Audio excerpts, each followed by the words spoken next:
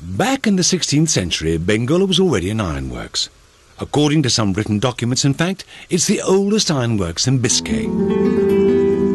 Recent archaeological excavations have revealed the possibility of finding remains dating from approximately 700 years ago. According to historians, it stopped being an ironworks in the 16th century to become first a mill and then a house. Existing documentary evidence shows us the ironworks before it was demolished, when it was still a house, and we can see the remains characteristic of mills and iron mills. We ignore exactly when iron milling and milling activities began in what was originally the Bengola solar house. Future archaeological intervention will probably use the remains they discover to establish the possible links with old elements and structures belonging to the first factory complexes. The Town Council's preliminary plan contemplates part of the renovated area housing an installation demonstrating hydraulic energy on one side of the building, thus permitting the recreation of flow. Another exhibition about photovoltaic energy will also enjoy its own area in the theme park thanks to a series of solar panels being installed. At one of the extremes of the Bengola theme park, visitors will find a tool shed that will hold the tools used in a future plot where we'll experiment with future types of crops.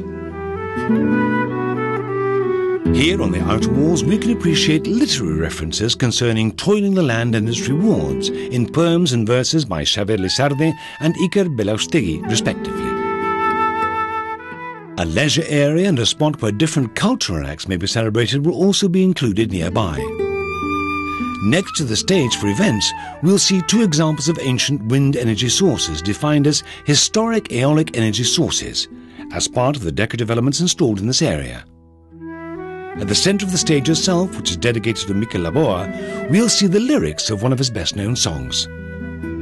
Alongside, as we follow the regained path, we'll discover the names of all the villages and districts that make up the many different municipalities of Lea Ibarra have been inscribed on the tiles. The path will lead us to another part of the complex known as the Zen Garden, a spot created for meditation with a certain oriental flavour, topping off the whole group of artistic expressions thought of and created by sculptor Gizaburuaga. The sundial stands a few meters away. Its surprising horizontal design and the way in which the hours of the day are read are a fine example of hieroglyphic interpretation.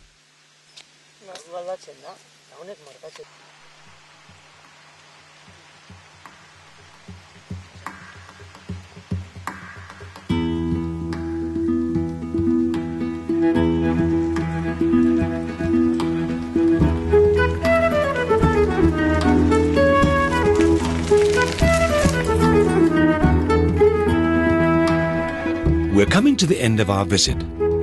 If we continue along the Lea will be there pathway, we'll come to the two last spots that will give the end of our visit a finishing touch.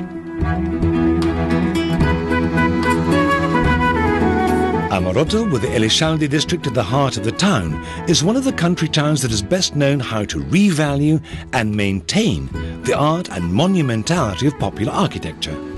In the town's main square, presided over by the neoclassic church of San Martin, a tightly knit group of high-quality architecture Basque country houses stands out particularly. Ituriaran and Aldecor, with their different typologies and periods, are excellent examples of typical farmhouses in the region. Both bear inscriptions dating from the 18th and 19th centuries. Amoroto is spread over several boxed fluvial valleys and hills. The highest population density is at Elizalde, where the majority of people work mainly in the primary sector. On the coast, located in breathtaking countryside on a green hill overlooking the sea, Mendexa is split up into the neighbourhoods of Iturreta, Leagi and Lecona, and the district of Celaya. The town started off as part of the feudal estate of Lecatio, but its economic and demographic growth led to its becoming an independent municipality. In surroundings that invite visitors to relax and stroll leisurely about, we'll find the Leagi Tower. The building is really a 17th century Baroque mansion, despite its origins as a 16th century tower house. The coat of arms of the Leagi family stands over the main entrance. In the Licona district, the Basque country house of the same name that also dates from the beginning of the 16th century is the oldest building in the municipality. Despite its having undergone numerous alterations, we can still see remains of its past.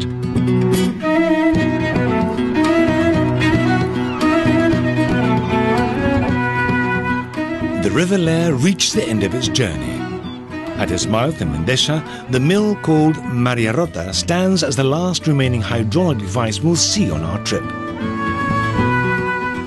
It's a tidal mill similar to a fluvial mill, the difference being that thanks to its great masonry dam that would fill up at high tide, it gradually released water from its reservoir as the tide got lower. Nowadays, only the retaining wall remains standing, although it's quite well preserved. We can still see the remains of the old wall.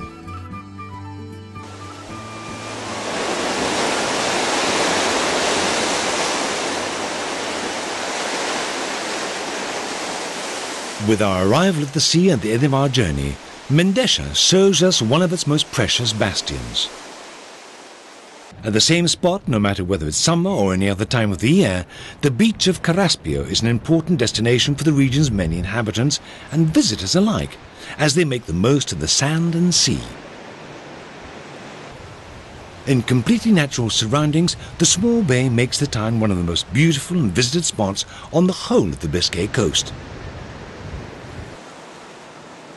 From here, we can see the island of San Nicolas that can be easily reached at low tide by walking across the jetty that was built in the 18th century to stop sand drifting into the harbour area of Lacatio. Weather permitting, any season of the year is perfect for a good, refreshing walk in the salty air.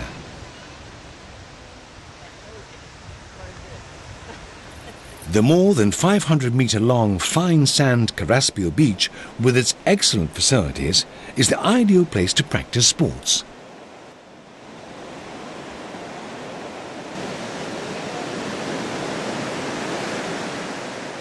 Given our limited time, it would be impossible for us to list each and every one of the attractions and services that Lea Ibarra offers. Visitors will find additional information about the wide offer of restaurants and accommodation in hotels, rural hotels and camping sites in the region's recently published website. Not only along the coast but also inland, quite apart from history and tradition, visitors will also enjoy gastronomic adventures that we mustn't forget to mention too. In Amoroto, the district of Aulesti is one of the places you must visit when you want to find a good restaurant. The other municipalities all down the valley also have a wide selection of acceptable, high-quality establishments. The historical significance of Aulesti as an ancient crossroads on the roadways that used to make up the Royal Roadway, however, is worth a closer look. Thanks to its location on the banks of the River Lea, it was founded as just one more iron mill back in the 16th century. But thanks to its strategic location, inns and stables were its main activities for a very long time. Its later evolution into mills and dwellings, thanks to several reformation and transformation processes, have resulted in the 3 restaurants we know today.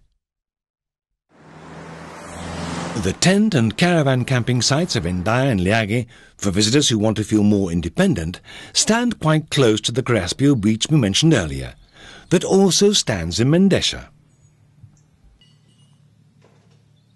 Both the very similar sites offer visitors complete facilities in natural surroundings. With its capacity for 600 people, Liagi is equipped with different kinds of perfectly conditioned bungalows in which visitors can feel really at home. Regarding more conventional buildings and hostelries, given their tremendous variety, we could mention the following amongst many others. As a fine example of neo-Basque architecture, Villa Chasso, today a hotel. Its history refers us to its recent past of a romantic nature. Built in 1883 during what was known as the Spa period, the building stands on a privileged spot indeed. Whereas only wealthy customers could access the building back then, it's easily affordable nowadays. The hotel forms part of the accommodation offer along the coastline of Lea Ibarra.